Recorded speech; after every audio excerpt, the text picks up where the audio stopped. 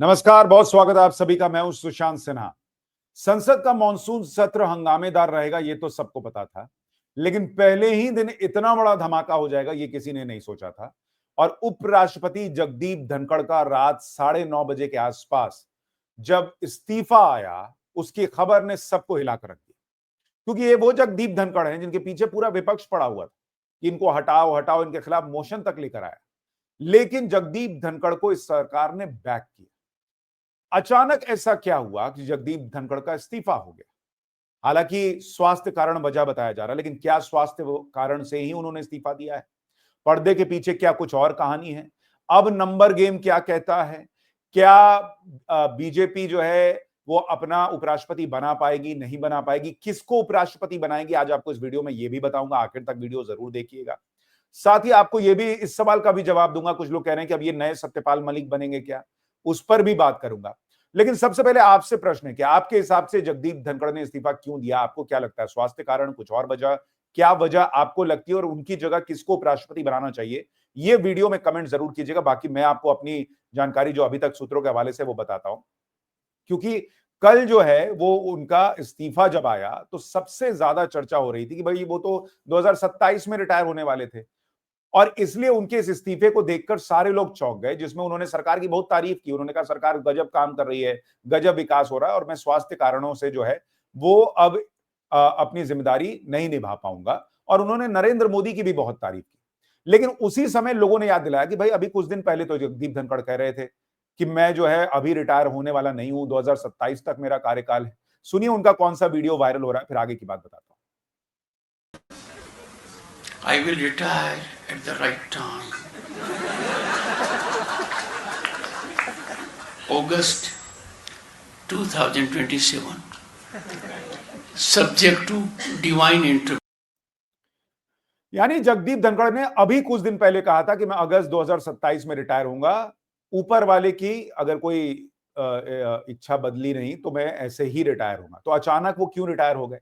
हालांकि प्रधानमंत्री नरेंद्र मोदी ने थोड़ी देर पहले ट्वीट करके श्री जगदीप धनखड़ जी को भारत के उपराष्ट्रपति सहित कई भूमिकाओं में देश की सेवा का अवसर मिला है। मैं उनके उत्तम स्वास्थ्य की कामना करता हूं, ये उन्होंने ट्वीट किया। तो एक तरह से उन्होंने ये भी याद दिलाया कि उनको कितने मौके जो हैं वो दिए गए और उन्होंने कितनी सेवा देश की। और उन्होंने भी स्वास्थ्य का ही जिक्र किया है। हालांकि कुछ लोग ये भी बता रहे हैं कि अभी कुछ दिन पहले जगदीप धनखड़ दिल्ली में एक कार्यक्रम में गए थे जहां दिल्ली के एलजी भी मौजूद थे और वहां जगदीप धनखड़ कोलैप्स कर गए थे, ऐसी खबरें भी हैं। बाद में मीडिया का कैमरा वगैरह बंद कराया गया, उनको जो है वो रिकवर कराया गया। तो उनकी तबीयत खराब है ये तो है, लेकिन अचानक से इतनी खराब हो गई कि उन्होंने इस्तीफा दे दिया, ये लोगों को यकीन नहीं हो रहा। क्योंकि आप देखेंगे तो 23 जुलाई का उनका कार्यक्रम था जयपुर जाने का बतौर उपराष्ट्रपति। कल वो पूरे दिन सदन में बैठे ऑलमोस्ट। और भाई अगर तबीयत खराब थी तो वो जो है वो ट्रीटमेंट ले सकते थे। वो जो है इस्तीफा देने की तुरंत जरूरत नहीं थी ना भाई। तबीयत आपकी ठीक हो जाती फिर आप रिज्यूम कर लेते, क्योंकि ऐसा नहीं है कि उनको ही वहां कुर्सी पर बैठना था। उनकी जगह जो डिप्टी चेयरमैन है वो भी बैठ सकते थे, हरिवंश जी जो अब बैठ रहे हैं। तो इसलिए सवाल उठ रहा है कि अचानक ऐसी क्या तबीयत खराब हो गई कि इस्तीफा ही देना पड़ गया, उससे कम में काम ही नहीं चला। ऐसी कौन सी मेडिकल रिपोर्ट आ गई? तो इसलिए स्वास्थ्य कारणों पर लोगों को भरोसा नहीं हो रहा और इसलिए पूरा सोशल मीडिया पटा पड़ा है। कई लोग ट्वीट कर रहे हैं कि भाई, लोग कह रहे हैं कि मोदी ने दो जाटों पर भरोसा किया, दोनों ने ही धोखा दिया, एक सत्यपाल मलिक, दूसरे जगदीप धनखड़। हालांकि जगदीप धनखड़ ने धोखा दिया नहीं दिया इस पर तो मैं बाद में आऊंगा, लेकिन सत्यपाल मलिक से उनका कंपैरिजन अभी तो ठीक नहीं लगता। वो बाद में क्या करेंगे मुझे नहीं पता। लेकिन सत्यपाल मलिक के लिए मैंने बार बार कहा है कि जैसे ही सत्यपाल मलिक को यह अंदेशा हो गया था कि जम्मू कश्मीर में जो एक घोटाले का आरोप लगा है, वहां पर रिश्वत की के आरोप लगे हैं, उसमें उनको जब समझ में आ गया था कि जांच उन तक पहुंचेगी ही पहुंचेगी और उनको जो है वो मुश्किल का सामना करना पड़ सकता है, तो इसीलिए उन्होंने तब से ही जमीन बनानी शुरू कर दी थी सत्यपाल मलिक ने, ताकि मैं वो बाद में दिखा सके कि मैं विक्टिम हूं और मुझे फंसाया जा रहा है। तो इसलिए उन्होंने नरेंद्र मोदी के खिलाफ मोर्चा खोल दिया था ताकि वो विक्टिम कार्ड खेल सके। जगदीप धनखड़ के साथ ऐसा नहीं है। उनको नरेंद्र मोदी ने, इस सरकार ने बहुत कुछ दिया है। जब ये पूरा ऑपोजिशन उनके पीछे पड़ा हुआ था, नरेंद्र मोदी ने उनको बैक किया और वो भी तब किया जब वो सरकार के खिलाफ कुछ चीजें बोल रहे थे, जो मैं आपको वीडियो में आगे दिखाऊंगा। लेकिन फिलहाल आपको बताता हूं कि इस वक्त कांग्रेस पार्टी, बाप रे बाप, जो लोग एकदम परेशान थे, जगदीप धनखड़ की शक्ल नहीं देखना चाहते थे, वो बड़े आहत हैं कि जगदीप धनखड़ ने इस्तीफा क्यों दे दिया। लंबे जाट हैं, हट्टे कट्टे हैं, उनका इस्तीफा कैसे हो सकता है? जयराम रमेश वो भाई साहब बता रहे हैं कि भाई कल advisory committee, business advisory committee की बैठक हुई थी। जेपी नड्डा और संसदीय कार्य मंत्री किरण रिजिजू समेत लगभग सभी सदस्य इस बैठक में मौजूद रहे। कुछ ही देर की चर्चा के बाद तय हुआ कि कमेटी शाम को 4:30 बजे फिर से बैठेगी। शाम को 4:30 बजे जगदीप धनखड़ की अध्यक्षता में सभी सदस्य फिर से बैठक के लिए जुटे। इस दौरान जेपी नड्डा और किरण रिजिजू का इंतजार हुआ, लेकिन वो नहीं आए।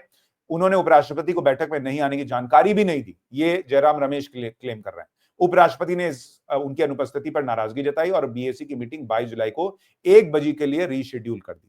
और जब जेपी नड्डा कह रहे हैं कि भैया मैं नहीं आया था मीटिंग में, तो मैंने वाइस प्रेसिडेंट को ऑलरेडी बता रखा था कि मैं नहीं आऊंगा।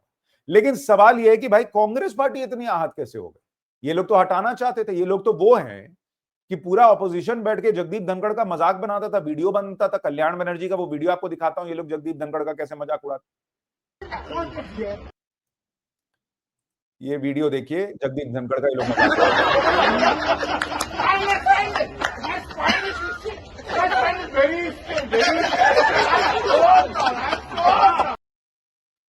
तो ये जगदीप धनखड़ का मजाक उड़ाने वाले लोग आज बड़े आहत हो रहे हैं कि जगदीप धनखड़ ने इस्तीफा क्यों दे दिया। और ये लोग वो हैं जो इनको खुद पद से हटाना चाहते थे। तो इनको नरेंद्र मोदी के खिलाफ कुछ भी मसाला मिलना चाहिए, उसके हिसाब से तैयार होते हैं। और ये वो जयराम रमेश है जिनको जगदीप धनखड़ कई बार सदन के अंदर सुना चुके हैं। आपको कुछ वीडियो याद दिलाता हूं, फिर बताता हूं कि अंदर की कहानी क्या निकल कर आ रही है। 1 second, Jairam Ramesh, you are so intelligent, so gifted, so talented. You should immediately come and take seat in place of Mr. Khadge. You have some problem. You have a problem which is incorrigible. नहीं, आप किसान के बारे में क्या जानेंगे? नहीं, आपको किसान का क्या नहीं पता है, नहीं पता।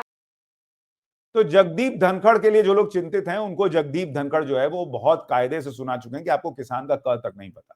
इनके जो पत्रकार लोग हैं, रोहिणी सिंह वगैरह, वो तो लिख रहे हैं कि बीजेपी ने बहुत दिया जगदीप धनखड़ को, लेकिन जगदीप धनखड़ जैसे लोग जिनकी आत्मा मरी हुई थी अब जाग रही है, वो सब ठीक नहीं है, इनके साथ जो हुआ वो ठीक हुआ, वगैरह वगैरह बातें जो है ये लोग कहानी बना रहे हैं।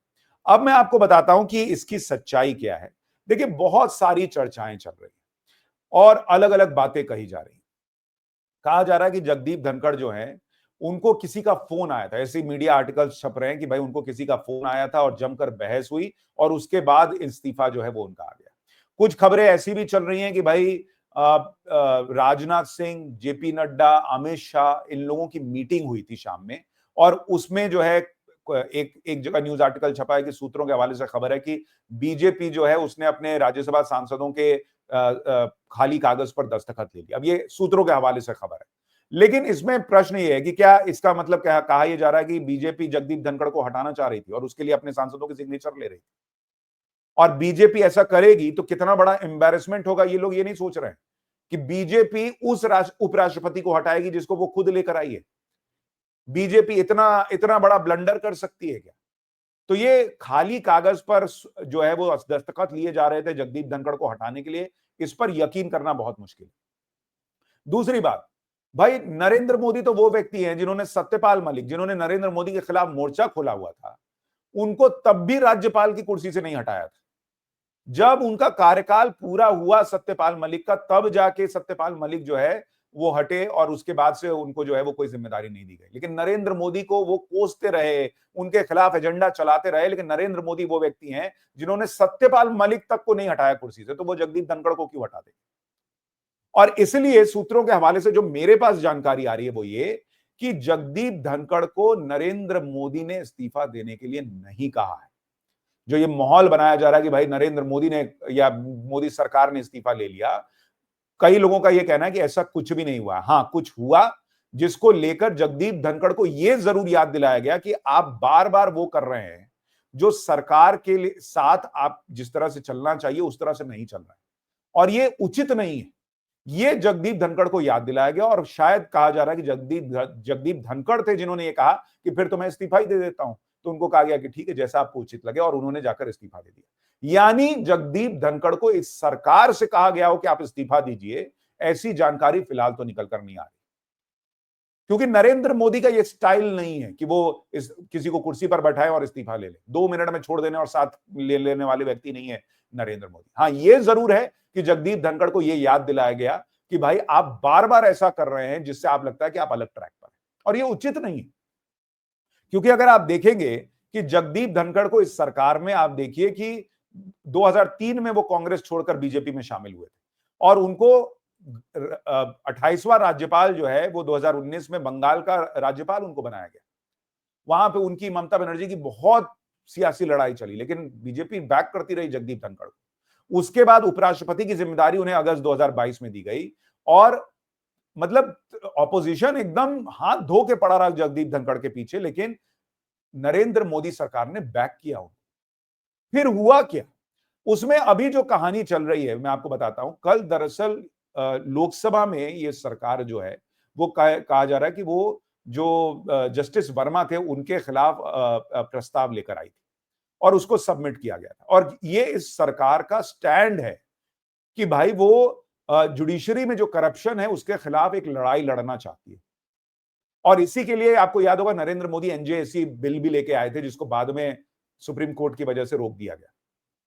तो सरकार क्लियर मैसेज देना चाह रही थी कि भाई वो इस लड़ाई को लड़ना चाहती है। जुडिशरी में जो करप्शन है, जो ये सिस्टम चलता है कि जज को नियुक्त करेंगे, इसमें क्या कमियां, इसको रखना चाह रही थी सामने।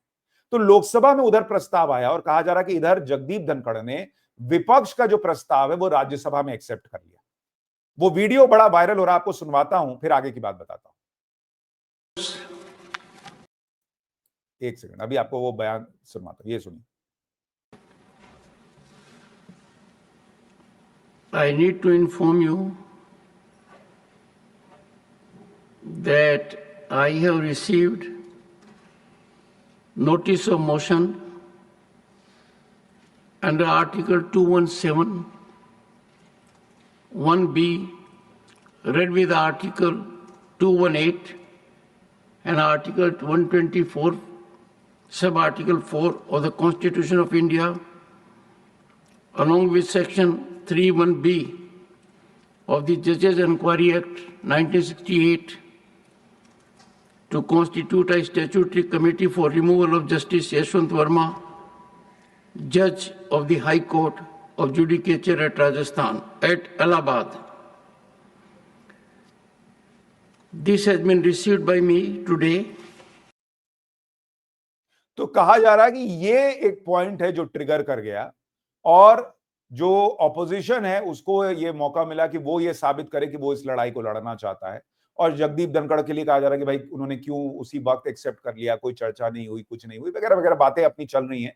ये एक ट्रिगर पॉइंट कहा जा रहा है, जिसके बाद जगदीप धनखड़ को कहा गया कि भाई आप क्या कर रहे हैं, थोड़ा सोचिए, क्योंकि इसके पहले भी जगदीप धनखड़ कुछ ऐसा कर चुके हैं। मैं आपको एक और वीडियो दिखाता हूं जगदीप धनखड़ का, जो उन्होंने किसानों को लेकर कहा था सार्वजनिक मंच पर। कृषि मंत्री को उन्होंने क्या कहा था, सुनिए जरा एक बार। एमएसपी गारंटी कानून चाहिए।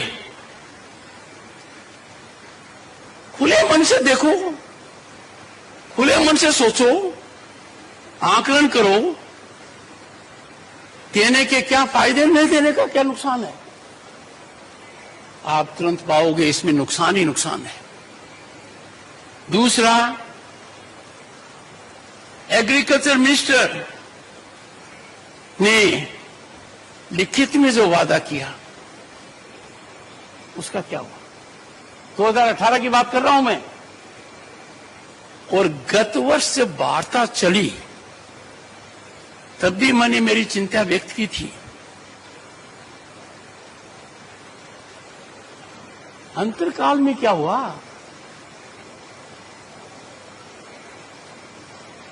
किसान हमारे शरीर का अंग है।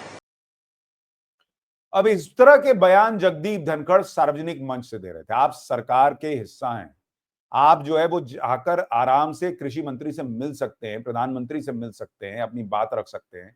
तो सार्वजनिक मंच पर ये बात कहना पहली बात। दूसरी बात, ये सरकार वो है जिसके समय रिकॉर्ड एमएसपी पे खरीद हो रही है, जिसके समय किसान सम्मान निधि रिकॉर्ड जो है वो किसान के अकाउंट में आ रही है। एमएसपी बढ़ते बढ़ते जो है वो ऑलमोस्ट डबल के करीब आ चुकी है। और इस सरकार का ये कहना है कि भाई एमएसपी पे कानून जो है उस पे चर्चा की जा रही है, लेकिन बहुत सारे जानकार कहते हैं कि एमएसपी पे अगर आप कानून बनाकर गारंटी दीजिएगा तो देश की अर्थव्यवस्था बैठ जाएगी। तो ये सारी चीजें देखने समझने के बाद जो जगदीप धनखड़ अपने इस्तीफे में कह रहे हैं कि भाई देश गजब गति से आगे बढ़ रहा है, वो खुद सार्वजनिक मंच पर ये दिखाने का प्रयास कर रहे हैं कि ये सरकार किसान के साथ खड़ी नहीं है, उसके बावजूद इनको जो है इनके साथ सरकार खड़ी रही। और इसीलिए कहा जा रहा है कि कल जो ट्रिगर पॉइंट हुआ, वो जो भी होगा, उसके बाद जगदीप धनखड़ को यह बताया गया कि बॉस आप देखिए आप कर क्या रहे हैं, ये क्या हो रहा है। और उसको उन्होंने इस तरह से ले लिया कि भाई ठीक है, तो फिर मैं तो इस्तीफा ही दे देता। तो ये कहा जा रहा है कि भाई इस सरकार ने तब भी खुलकर नहीं कहा जगदीप धनखड़ को कि आप इस्तीफा दे दीजिए, लेकिन जगदीप धनखड़ को जो लगा उन्होंने उस हिसाब से किया। अब सवाल यह है कि भाई जो भी वजह रही हो, वो तो क्लियर अभी किसी को नहीं पता, लेकिन ये स्पेकुलेशन जो चल रहा है, जो सोर्सेज बता रहे हैं, उसके हिसाब से मैं आपको बता रहा हूं। पर अब है कि भाई अब आगे क्या होगा। भाई अब उपराष्ट्रपति का चुनाव होगा और उसके लिए प्रावधान ये है कि भाई राष्ट्रपति से उपराष्ट्रपति का चुनाव अलग होता है। राष्ट्रपति के चुनाव में जो विधानसभाएं हैं उनको भी जो वहां पर सदस्य हैं उनको उनके वोट की भी वैल्यू होती है, लेकिन जो उपराष्ट्रपति का चुनाव है उसमें दोनों संसद के जो सदन है, लोकसभा और राज्यसभा, उनके सदस्यों को जोड़ लिया जाता है और हर वोट की कीमत जो है, हर वोट की वैल्यू जो है वो बराबर होती है। तो दोनों को अगर आप जोड़ दीजिए, लोकसभा और राज्यसभा, तो 788 सांसद बैठते हैं, इनका वोट होता है और ये गुप्त मतदान होता है। इसमें क्या होगा कि भाई आपको ऐसा नहीं कि किसी एक का नाम लिख दिया आपने, आप ऑप्शंस चुनते हैं कि मेरे पहला प्रेफरेंस ये नाम है, दूसरा ये है, तीसरा ये है, चौथा ये, जो लोग खड़े हैं चुनाव में, तो आप पहला, दूसरा, तीसरा, चौथा प्रेफरेंस देते हैं। तो उसमें कहा यह जाता है कि जो पहला प्रेफरेंस है उसको जो टोटल वोट है उसका आधा से एक ज्यादा आना चाहिए। तो 787 को अगर आप 2 से डिवाइड करेंगे तो 300 प्लस 1 करेंगे तो 394 वोट जिसको आएगा वो उपराष्ट्रपति बन जाएगा। तो अगर मान लीजिए कि सब 10 लोग खड़े हो गए कि हम भी उपराष्ट्रपति के चुनाव में खड़ा होना चाहते हैं और पहले किसी को भी 394 वोट नहीं पड़ा, तो जो आखिरी होगा उसका वोट जो है वो कैंसिल हो जाएगा और उसमें जो सेकंड प्रेफरेंस जिसको मिला होगा उसका उसमें वो वोट जोड़ दिया जाएगा। और ये प्रक्रिया तब तक चलती रहती है जब तक कि किसी एक को 394 से ज्यादा वोट ना हासिल हो जाए। और इसलिए कहा जा रहा है कि भाई उपराष्ट्रपति कौन बनेगा। क्या एनडीए के पास नंबर है? लोकसभा में एनडीए के पास 293 का नंबर है, राज्यसभा में 133 का है, दोनों को जोड़ दीजिए तो 425 के पार आंकड़ा चला जाता है। तो 394 का जो नंबर चाहिए उससे ज्यादा संख्या इस वक्त एनडीए के पास है।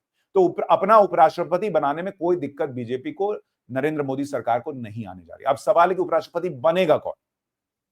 कई नाम चल रहे हैं। एक नाम चल रहा है नीतीश कुमार का। कहा जा रहा है कि भाई सोशल मीडिया पे स्पेकुलेशन चल रही है कि नीतीश कुमार को जो है वो उपराष्ट्रपति बना दिया जाएगा, ये डील हो गई है और वहां पर बीजेपी अपना मुख्यमंत्री बना लेगी। मुझे लगता है कि नीतीश कुमार से कोई डील नहीं हुई है। नीतीश कुमार उपराष्ट्रपति नहीं बनने चाह रहे हैं। 2-3 वजह। एक तो जो भाई जगदीप धनखड़ का इस्तीफा हुआ वो अचानक हुआ, तो डील कब हो गई नीतीश कुमार से, पहला प्रश्न तो ये। दूसरा, नीतीश कुमार की खुद की सेहत ठीक नहीं है। जो उपराष्ट्रपति होंगे उनको राज्यसभा के चलाने की कार्रवाई में हिस्सा लेना होगा। नीतीश कुमार मंच पर कई ऐसी चीजें कर देते हैं जहां पर वो थोड़ी देर दिखते हैं, तो अगर वो पूरी कार्रवाई चलाएंगे तो क्या होगा क्या नहीं होगा, ये एक बहुत बड़ा सवाल होगा। तीसरी बात कि नीतीश कुमार के चेहरे पर बीजेपी वहां चुनाव लड़ेगी, अभी उनको नहीं हटाना चाहेगी, क्योंकि जो महागठबंधन का मुस्लिम वोट बैंक है वो अगर कोई सेंध लगा सकता है तो वो नीतीश कुमार लगा सकते हैं। तो नीतीश कुमार मेरे हिसाब से तो कंटेंडर नहीं है। दूसरा नाम राजनाथ सिंह का चल रहा है कि राजनाथ सिंह को उपराष्ट्रपति बनाया जा सकता है और डिफेंस मिनिस्टर कोई और बन सकता है। कुछ लोग तो सोशल मीडिया पे ये भी लिख रहे हैं कि डिफेंस मिनिस्टर योगी आदित्यनाथ को बनाया जा सकता है। ये भी स्पेकुलेशन जो है वो योगी आदित्यनाथ वाली तो अभी रहने ही दीजिए, राजनाथ सिंह वाली जो है, हालांकि वो सीनियर हैं तो उपराष्ट्रपति बन सकते हैं, लेकिन मुझे नहीं लगता कि उपराष्ट्रपति उनको बनाया जाएगा, क्योंकि वो जितने सीनियर हैं, जिस तरह से सरकार की जो अहम भूमिका निभाने वाले मंत्री हैं उनमें हैं, कई बार जो है वो डैमेज कंट्रोल करना हो या लोगों को समझाना हो, साथ लेके चलना हो, तो राजनाथ सिंह की बड़ी भूमिका होती है। तो सरकार उनके अनुभव को अभी छोड़ना नहीं चाहेगी, ये भी एक हो सकता है, लेकिन उनकी उम्र भी हो गई है तो हो सकता है उपराष्ट्रपति का पद उनको दिया जाए और किसी और को लाया जाए। इसके थोड़े चांसेस हैं, बहुत प्रबल चांस नहीं है। तीसरा नाम आरिफ मोहम्मद खान का चल रहा है, जो अभी बिहार के गवर्नर हैं। हो सकता है कि उनको मौका मिले, लेकिन अभी वो बिहार के गवर्नर बने ही बने हैं, तो उपराज्यपाल बनाने का कोई मतलब दिखता नहीं। एक नाम चल रहा है शशि थरूर का कि भाई उनको उपराष्ट्रपति बनाया जा सकता है। भाई शशि थरूर को उपराष्ट्रपति बनाने की कोई वजह नहीं दिखती, क्योंकि शशि थरूर वो व्यक्ति हैं जिनका एक्सपर्टीज जो है वो फॉरेन रिलेशंस, कम्युनिकेशंस, इस तरह की चीजों में। और अभी आपने देखा होगा कि भले वो कांग्रेस में है, लेकिन नरेंद्र मोदी सरकार ने उनके इस अनुभव का फायदा लिया ऑपरेशन सिंदूर के बाद। तो उनको उपराष्ट्रपति की भूमिका में सीमित करके नरेंद्र मोदी ये काम नहीं करना चाहेंगे कि भाई उनका जो काम का दायरा है उसको थोड़ा लिमिटेड कर दें। उनको कोई और भूमिका भले देना चाहेंगे, क्योंकि स्पेकुलेशन ये भी चल रही है कि नरेंद्र मोदी कैबिनेट में भी बदलाव हो सकता है। तो क्या वो कांग्रेस छोड़कर बीजेपी में आ सकते हैं या कुछ और हो सकता है, कह नहीं सकते। लेकिन उपराष्ट्रपति के पद पे शशि थरूर मुझे नहीं लगता। एक नाम हरिवंश जी का चल रहा है, जो कि बिहार से ही आते हैं, पत्रकार रहे हैं, अभी डिप्टी चेयरमैन है राज्यसभा के, और जगदीप धनखड़ जी के हटने के बाद वही कार्यवाही संभाल रहे हैं। तो हरिवंश जी का नाम जो है वो प्रबल दावेदार के तौर पे चल रहा है, और वो हो सकता है क्योंकि वो बिहार से भी आते हैं, नरेंद्र मोदी के खास भी हैं, बहुत सौम्य व्यक्तित्व है, सब में उनकी एक्सेप्टेंस भी है। तो जो एक उस पद को लेकर हंगामा मचा हुआ है कांग्रेस वगैरह वगैरह, उस चीज को भी शांत किया जा सकता है। और सबसे बड़ी बात कि भाई बिहार से, अभी बिहार में चुनाव भी है, मैसेजिंग भी जाती है और उनकी एक्सेप्टेंस भी बहुत है। तो हो सकता है कि शायद उनको जिम्मेदारी मिले। कुछ लोग कह रहे हैं जेपी नड्डा भी नाम हो सकते हैं कि भाई उनको अब अध्यक्ष पद से हटाकर उपराष्ट्रपति बनाया जा सकता है, कह नहीं सकते। लेकिन जेपी नड्डा का भी बनना मुझे तो समझ में नहीं आता। कुछ भी हो जाए, अभी तो कहा जाना थोड़ा मुश्किल ही है, क्योंकि इस सरकार में कुछ पता नहीं चलता कि क्या हो जाए, कौन बन जाए, नहीं बन जाए। लेकिन अभी ये नाम स्पेकुलेशन में चल रहे हैं। और आपके हिसाब से आपको लगता है कि इनमें से कोई नाम हो सकता है, तो कौन और क्यों? या फिर कोई और नाम हो सकता है, तो आपको क्या लगता है कमेंट करके जरूर बताइएगा। और बाकी जो मैंने आपसे शुरू में पूछा था कि जगदीप धनखड़ के इस्तीफे की वजह आपको क्या लगती है, वो भी कमेंट करके जरूर बताइएगा। वीडियो को लाइक और शेयर कीजिएगा, चैनल को सब्सक्राइब। नमस्कार।